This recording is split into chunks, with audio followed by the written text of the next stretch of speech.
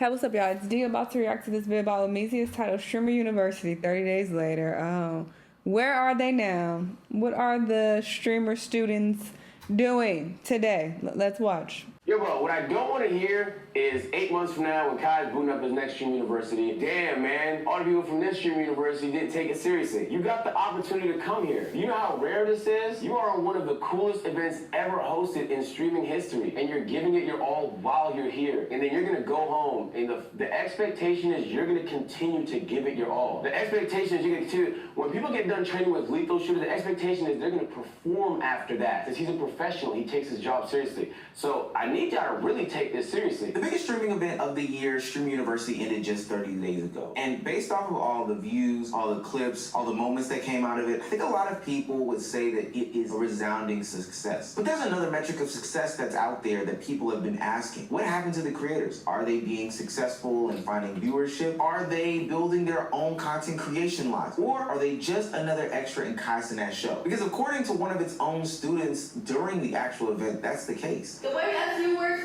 is there's big streamers, there's middle streamers, there's small streamers, and you want to know what happens? I'm sure you can see already the big streamers click together. The middle streamers try to figure out where they can go. The small streamers try to figure out where they can go. And they can't go anywhere. They're expected to just stick around the big creators and be the supporters and the people clapping in the back to make the big people be bigger. And then we're just supposed to be the background characters.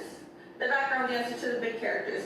And that's okay. That's just how it works. If you're new to this and you haven't already, please hit that subscribe I remember button. she was It's been complaining. a long way for the channel. What is she On the doing race now? On 190. I've lowered the goal. It's 190 now. Be there or be square. Now, back to the video. With over 120 streamers being added into the zeitgeist and culture of streaming and over 6,000 channels covering Streaming University, I think it's safe to say that this was the biggest, and I do mean biggest, opportunity for a new and up-and-coming star to be put onto the scene in a major way. But simultaneously, there was a lot of questioning and concern about if this was real opportunity or if these people were used as extras for the content that Kai Cenat and his friends were creating. Now, I've already addressed the streamer Aisha and her thought process on the whole thing and how she took Stream University, so I'm not going to rehash that. Please check out the previous video that I posted if you want to get into the full details of that. But she posed a question and a thought process that a lot of people have had about this event dating back to its origins. And maybe there's some validity to the thought process of it all. Again, there was 120 streamers, thousands of channels viewing this content or creating some sort of content about it. 56 million hours of watch time, and I think it peaked at 1.45 million live viewers watching the event unfold. But that doesn't mean that each and every streamer got this attention or eyeballs individually. You gotta think, the biggest names like Kai, Ron, Marlon, Suburb Baby got the bulk of these viewers. And this meant that smaller streamers were jockeying for attention, or they would be at risk of disappearing into the void of the Streamer University as a whole, especially once they left the university. Streamer teacher Ludwig kind of warned some of the students about this exact same phenomenon that would happen to them. It is inevitable.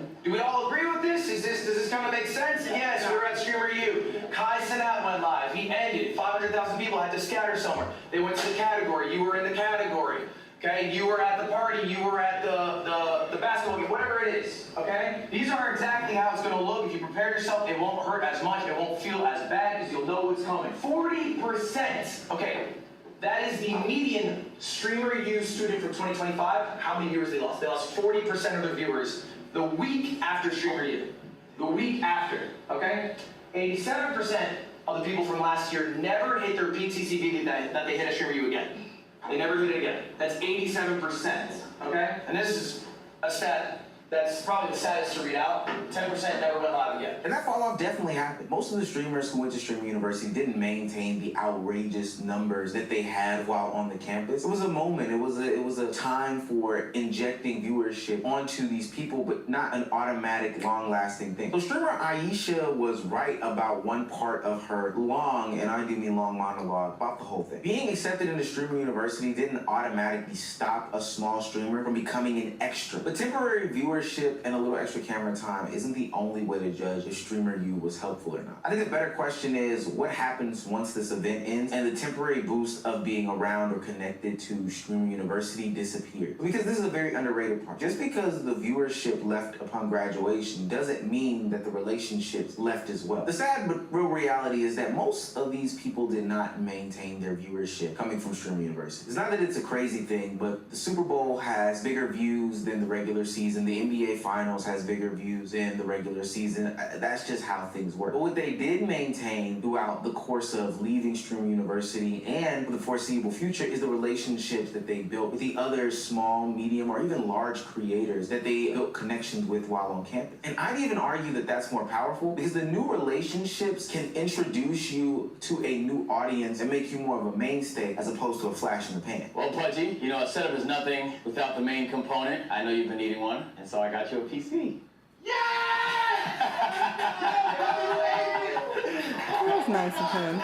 Yeah, you can play games and sit on here, you know, you can play all types of, you know, do your desktops, reacts, and things of that nature. The way that Pudgy has popped onto the scene and popped into our hearts by taking those relationships from Streaming University and turned those into continuous collaborations with bigger names has been phenomenal. Not saying that he wouldn't have been successful all on his own, but I think that we see, just like the other larger creators see, that there's something special in this kid and it needs to be seen. But even people who are already established creators make bigger connections with other established creators. The relationship between Dub and Jason the Ween has been something that has turned from a working one to an actual friendship. I think Kai understanding that all I was missing in my content creation is collabs. Man, I met some of the best people ever. I've never laughed, never had that much time with other than these niggas that I live with. Dang, I found a friend inside of Jason. My nigga Jason the Ween, right? That is one of the, I found a friend in that nigga, chat. I found a friend in that nigga. I text that nigga already, bro. Like Jason, I would have never thought in 900 million years I would have been cool with Jason. It's not just smaller creators connecting with bigger ones. It's also bigger creators connecting with smaller ones. I know you think that that's the same thing, but I think it's a difference between like a smaller creator finding an infatuation or some sort of companionship with somebody bigger and the ways that bigger streamers can connect with a smaller one. For example, streamer J-Shock was such a shining moment for streamer Lacey in their time at Streamer University. Streamer Lacey decided that he was going to give back to him, pour into him because he saw that there was something there. Decided to gift him a new PC setup so that he can, you know, create more content. And we know how important that is with the price of RAM these days.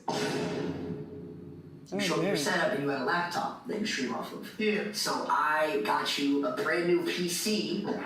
Yeah. So you can keep streaming. You can. Where you going, Jason? I'm gonna run.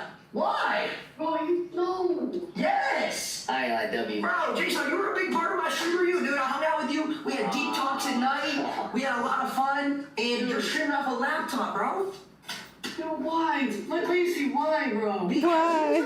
None of these people became immediate superstars off of just attending Streamer University, but the connections that they built will last them for a lifetime. Streaming, TikToking, YouTubing, whatever it is. The access that they are granted to different audiences and to different groups is what makes this thing so special and what will grow them to different heights. That's how Streamer University helps some of these creators. People being put into positions in which they can build genuine connections through laughter, through camaraderie, through just being a pure fun and good time. But this is where I think a lot of people really made the mistake. They assumed that the stage was the end-all be-all. Hey, once I am here, this will bring the eyes to me. It's not about, you know, creating these connections. Hell, I might even go about sacrificing some of these connections in the future because I need the clip right now. This is where I think people like the Mighty BA or Paybay took the opposite approach in all of it. Instead of building a connection, they decided that clip farming was the way to go. Engagement was the actual metric that they needed. It doesn't matter how it comes off. So ultimately they went for, you know, the view and the clip instead of the relationship. Please.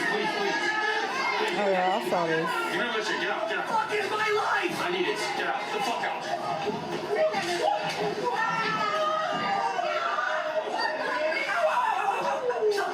Stop. Wait. Get really. Get shit fucked up.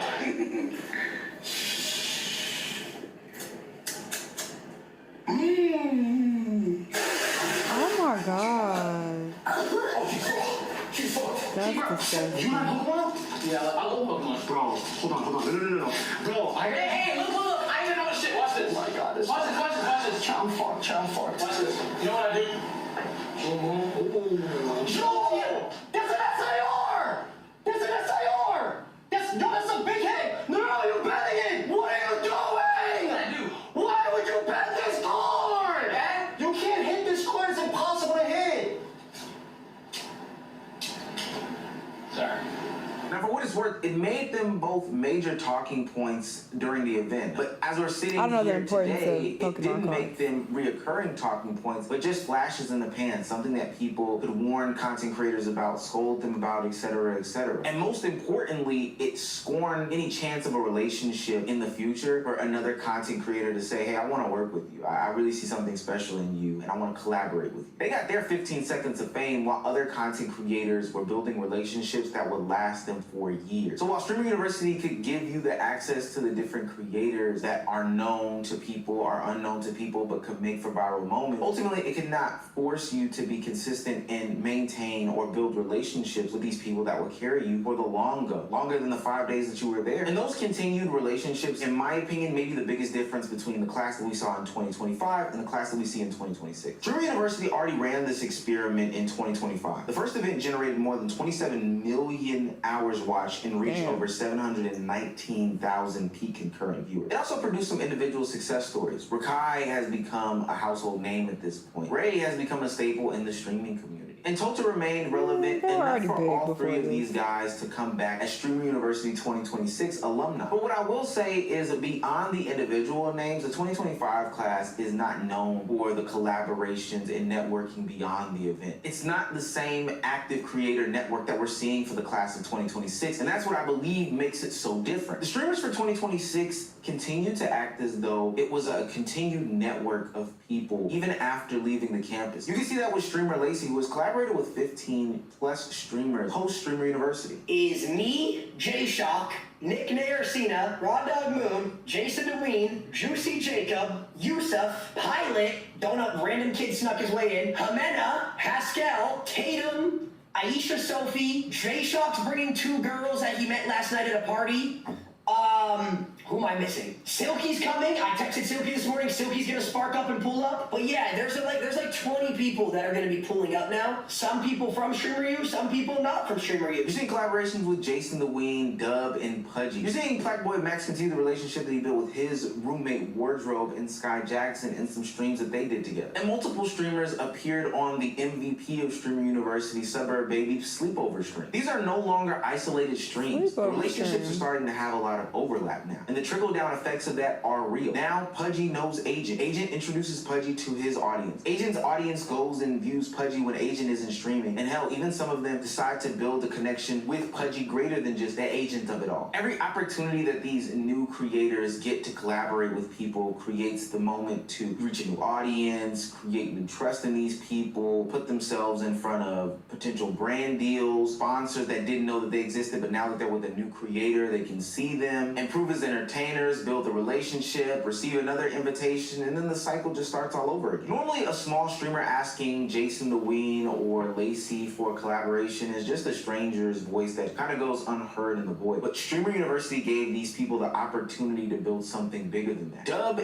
and Jason the Ween are actually friends. They're no longer strangers. J-Shock has become someone that Lacey wants around. And I'm not gonna lie, every time I click on Twitch, somebody's wanting Pudgy and Wardrobe to be in their vicinity. That makes the next opportunity easier to create. This is why I feel as though the 2026 class has a better shot of making it than the 2025 class does. The 2025 students largely had one moment to create a bigger and broader audience and network. They had one shot to convert the Streamer University audience to their audience. And based off of Ludwig's stats, that doesn't seem as though it was the most successful endeavor. But the 2026 class is repeatedly using their network to continuously create moments and opportunity to convert an audience. And we know that people need multiple times to see something in order for them to commit to something. I think it's a really smart idea. Now, there is still some hidden limitation in it of it all. Collaboration doesn't equal discovery. Just because Agent introduces Pudgy to his audience doesn't mean that people will go over and watch his content, let alone stay for the long haul. Jason can introduce Dub to his audience. You gotta Lacey keep it can going. introduce J-Sop to his audience. But that doesn't mean that they don't have to go on and create some sort of content that is worth watching while they are away from the collaboration. Their content still matters, their personality still matters, their creativity still matters. But what I can say is that every time they do get this collaboration, every time they do get this opportunity, it just gives them one more boosted shot to get it right. I think that 2025 is remembered through the few individuals that survived the fall off, but 2026 will be remembered as the class that came together and continued to hold each other up while everybody figures it out. So did Streamer University actually help its creators? Maybe that streamer Aisha was right about a few things, I guess. There were smaller streamers that did just become background characters in a bigger streamers event. There were just too many creators out there for everybody to get all of the views in an equal distribution. But over 30 days later, I do think that Streamer University's success is easier to see through the collaboration and the network that the creators built while being on campus. What remained after is what we should be talking about. I'm talking about the Pudgies, I'm talking about the Wardrobe, I'm talking about the J-Shocks, I'm talking about the Dubs of the world. Dozens, and I do mean dozens of creators are still existing and thriving because they decided to reach out, literally grab each other and prop each other up and say, hey, I'm gonna help you, you're gonna help me, we're gonna build a great relationship together because I thoroughly enjoy you, you thoroughly enjoy me, the audience responds to you great, and we're just having a great time. And instead of these guys focusing while on campus about the clip of it all, the moment of it all, going viral, they decided that they were going to focus on the after. Unlike creators like the Mighty BA and Paybay who decided to focus on the now and wanted to go for the viral moment, they said forget the after. What about today? So if you ask me, I think that Stream University is a success. No, it's not going to guarantee somebody a career, but it is going to guarantee you the opportunity of a lifetime. It's giving you access, and those students that knew what to do with it are still thriving. And those that decided to rip up Pokemon cards and make enemies out of others, those are the ones that we are not seeing be successful in a moment in time in which, hey, everybody's clicking up with everybody.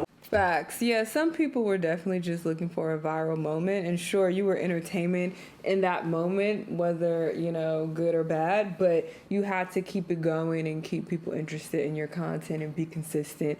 I feel like some people just kind of fell off with their content because it's like, oh, I'm not getting as many viewers. They got discouraged and they just stopped. And I feel like that was the same case last year. But, you know, the people who are thriving, they thriving because they just keeping at it. So that's what you have to do. Even if you didn't go to Streamer U, you just have to keep at this. Even if you're not having the most success, you just got to keep going. And eventually you're going to enjoy the fruits of your labor, you know? So that's how I see it. That's what I've been doing. You know, I'm not the most poppin' YouTuber ever. I don't get all the views in the world, but I'm very consistent and it pays off for me very well. So it's like, yeah, people, you know, when they don't get as many views as these big time streamers, they start to feel like, oh, I'm a failure, then they quit. But it's like, well, you're never going to get there if you quit. And you don't have to be as big as fucking Speed or Kai in order to live a great life and get a lot of money from it. But I feel like some people chase those numbers and they get discouraged when they don't reach those. And it's just like, oh, well, I give up. And it's like, all right, well, this was never for you in the first place, you know?